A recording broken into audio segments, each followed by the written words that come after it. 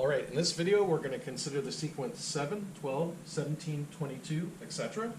We're going to write the recursive definition for this sequence using function notation, and we're going to be sure to state the domain restriction for the recursive step. So the first thing I can write down is the first term, which is 7. So I'm going to use function notation. I'm going to write f of 1 equals 7. Then I want to look and see how we're going to the next term.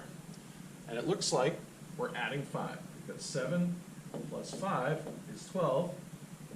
12 plus 5 is 17. And 17 plus 5 is 22, and so on.